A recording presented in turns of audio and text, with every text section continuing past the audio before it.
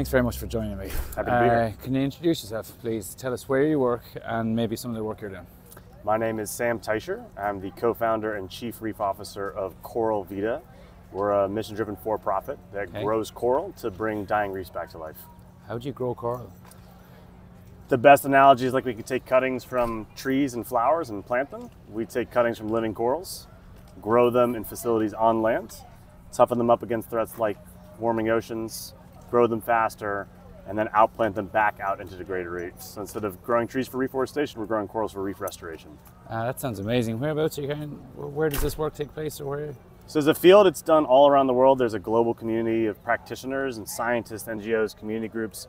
As our company, we're currently working in the Bahamas, Saudi Arabia, and Dubai. Our ultimate vision is that there needs to be large-scale land-based coral farms in every nation with reefs around the world to do this work in a way that keeps reefs alive for the future. How feasible is that, though, to build a coral reef farm on land?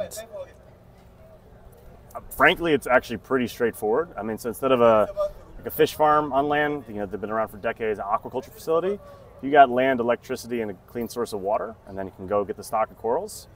You could build a facility like that in a matter of months and get it operational and really make a difference in terms of helping keep these ecosystems alive. And at the end of the day, I love coral reefs. They're magical, they're inspiring, they're also incredibly valuable. So putting aside the ecological wonder, there's up to 1 billion people and a quarter of all marine life that depends on this one ecosystem. They generate, latest estimates, $2.7 trillion a year.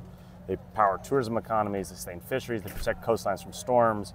There's medicines on the market fighting cancer, arthritis, or used in the COVID vaccine that come from coral reef organisms. So as they die, that's as much an economic catastrophe as an ecological tragedy. We've lost half the world's reefs since the 1970s. We're on track to lose over 90% by 2050. So what we're trying to do is, as we grow diverse and resilient corals, also get hotels, developers, insurers, governments, multilaterals to pay to restore the reefs they depend on, so then we can fund really big projects. And at the end of the day, how valuable reefs are, the cost of inaction is a lot higher than the cost of acting.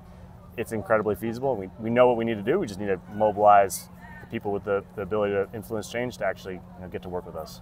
That's an amazing story, and so many of the SIDS obviously surrounded by coral reefs, or were surrounded by coral reefs, and these are the islands that are least resilient to changing climate.